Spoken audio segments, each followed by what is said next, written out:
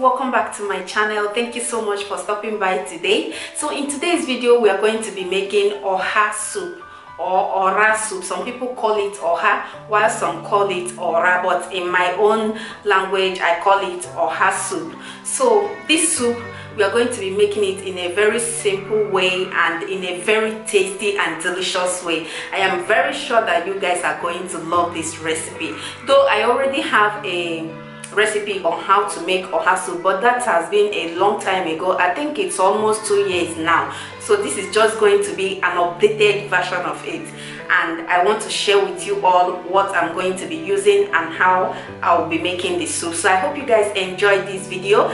Please, if you do, don't forget to give me a big thumbs up. It will really help me a lot, and I want you to subscribe to my channel if you haven't done that already. I will really appreciate that. So if you're interested to see how I will make, or to see how I make my oha soup, basically, keep on watching.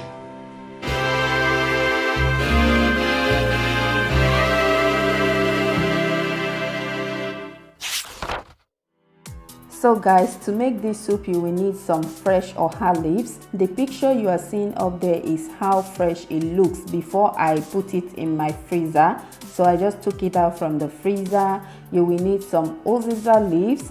That's how fresh it looks as well before I put it in my freezer.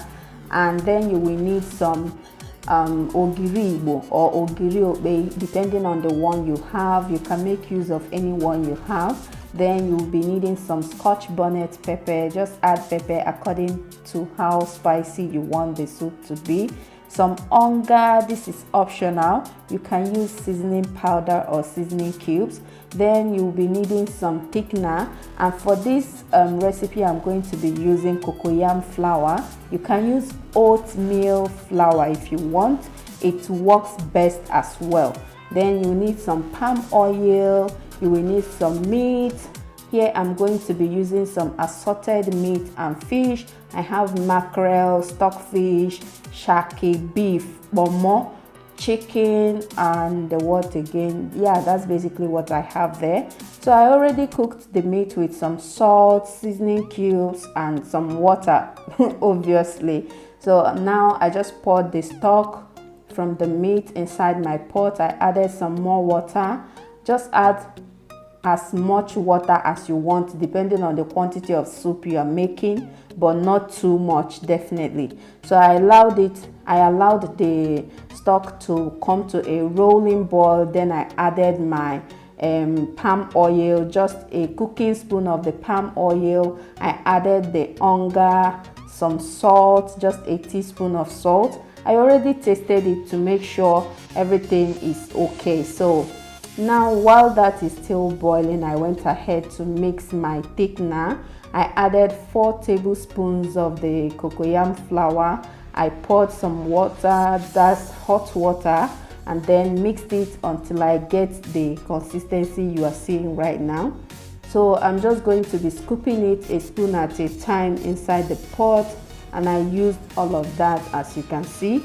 Now I'm going to cover it and allow it to melt on its own. You don't have to stir it, just cover it and allow the thickener to melt on its own. As you can see here, it's already melting on its own.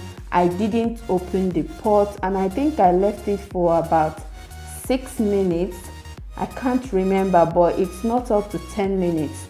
So after that, I added my assorted meat and fish, the ogiri obe, the scotch bonnet, and then my uziza leaves. This is the time you are supposed to add the uziza leaves so that the flavor can come out, and you know the leaf is a bit strong. So if you add it at this point, it's going to make it a bit softer and then introduce the flavor inside the soup, if you know what I mean.